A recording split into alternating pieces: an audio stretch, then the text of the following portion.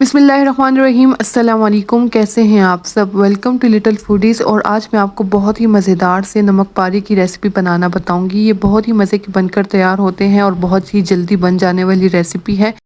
इसको बनाकर आप अपने मेहमानों को चाय के साथ भी इसको सर्व कर सकते हैं और इसके अलावा आप इसको 1 महीने तक स्टोर करके रख सकते हैं, ये ख़राब नहीं होते। आप ये मज़ेदार सी रेसिपी ज़रूर ट्राई कीजिएगा और अगर आपको वीडियो अच्छी लगे तो वीडियो को लाइक कर दें, अपने फ्रेंड्स और फैमिली वालों के साथ शेयर कर दें और अगर चैनल पर नए हैं तो चैनल को सब्सक्राइब कर दें ताकि आने वाली हर नई नोटिफिकेशंस आपको बर वक्त मिल सके। तो नमक पारे बनाने के लिए यहाँ पर सबसे पहले मैंने 1 कप मैदा लिया है। अगर आप ज़्यादा नमक पारे बनाना चाहते हैं तो आप रेसिपी को डबल या ट्रिपल कर लीजिएगा। और इसके बाद मैं इसमें 2 खाने के चम्मच पिघला हुआ घी इसमें शामिल कर लूँगी। इससे नमक पारे बहुत खस्ता बनेंगे। अजवाइन आधा चाय का चम्मच, ज़ीरा आधा चाय का चम्मच और कलवंजी 1 चाय का चम्मच, ये तमाम चीज़ें मैंने मैदे में शामिल कर लेनी है।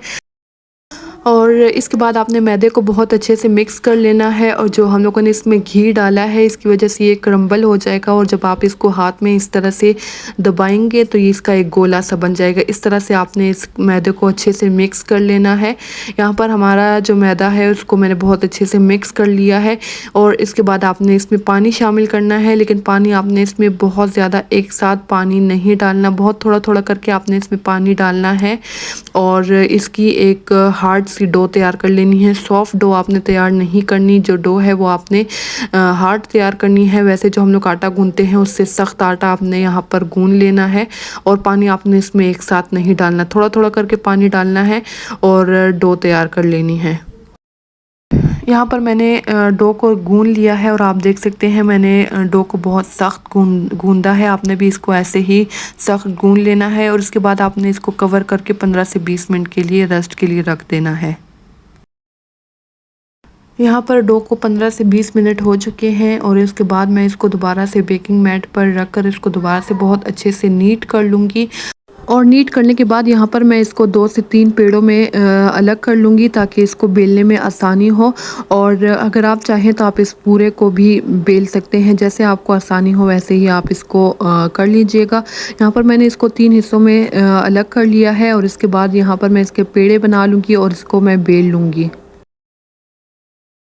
इसके बाद मैं इसको यहाँ पर बेल लूँगी। तो यहाँ पर मुझे खुश्क मैदे की ज़रूरत नहीं पड़ी। अगर आपको ज़रूरत पड़े तो आप थोड़ा थोड़ा सा मैदा इसके ऊपर डस्ट कर सकते हैं। बहुत ज़्यादा मैदा आपने इसके ऊपर नहीं लगाना, नहीं तो फ्राइंग के टाइम पर वो सारा जल जाएगा और आपका ऑयल सारा ख़राब हो जाएगा। तो इस वजह से बहुत थोड़ा सा मैदा आपने इसके ऊपर डस्ट करना है और इस तरह से बहुत पतला पेड़ा आपने बेल लेना है। यहाँ पर आप देख सकते हैं मैंने बहुत पतली रोटी बेल ली है। इसके बाद आपने इसको छुरी की मदद से इस तरह से नमक पारों की शेप में इसको काट लेना है। तो काटने के बाद आपने इसको फ्राई कर लेना है।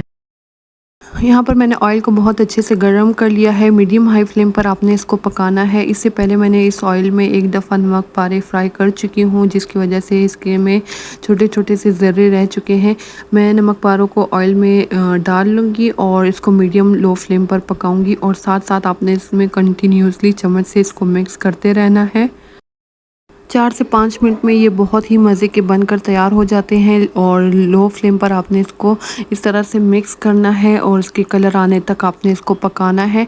तो यहाँ पर मैं इसको बिल्कुल लो मीडियम फ्लेम पर पकाऊंगी ताकि एकदम से इसके ऊपर कलर ना आए और अच्छे क्रिस्पी से ये बनकर तैयार हो जाए। यहाँ पर आप देख सकते हैं 3 से 4 मिनट के बाद नमक पारों के ऊपर बहुत खूबसूरत सा कलर आ चुका है और इसको मैं मज़ीद 1 आध मिनट के लिए पकाऊंगी ताकि इसके ऊपर थोड़ा सा और कलर आ जाए। आप देख लीजिएगा कि आप इसको कितना कलर आने तक पकाते हैं। तो यहाँ पर हमारे जो नमक पारे हैं इसके ऊपर बहुत खूबसूरत सा कलर आ चुका है और इसको मैं निकाल लूँगी। ये बहुत ही मज़े के बनकर तैयार हुए हैं, बहुत जल्दी बन जाने वाली रेसिपी है, आप इसको ज़रूर ट्राई कीजिएगा।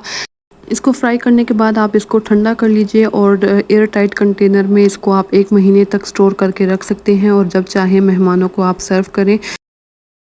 यहाँ पर मैं आपको इसको तोड़कर भी दिखा देती हूँ। आप देख सकते हैं कितने ये क्रिस्पी और बहुत ही मज़े के ये बनकर तैयार हुए हैं। अगर आपको मेरी वीडियो अच्छी लगे तो वीडियो को लाइक कर दें, अपने फ्रेंड्स और फैमिली वालों के साथ शेयर कर दें और अगर चैनल पर नए हैं तो चैनल को सब्सक्राइब कर दें ताकि आने वाली हर नई नोटिफिकेशंस आपको बर वक्त मिल सके। इसके अलावा आप मुझे फेसबुक, इंस्टाग्राम और टिकटॉक पर भी फॉलो कर सकते हैं। उसकी लिंक नीचे डिस्क्रिप्शन में मौजूद है। अपने ढेर सारी दुआओं में मुझे और मेरी फैमिली वालों को ज़रूर याद रखिएगा। Thank you. अल्लाह हाफिज़।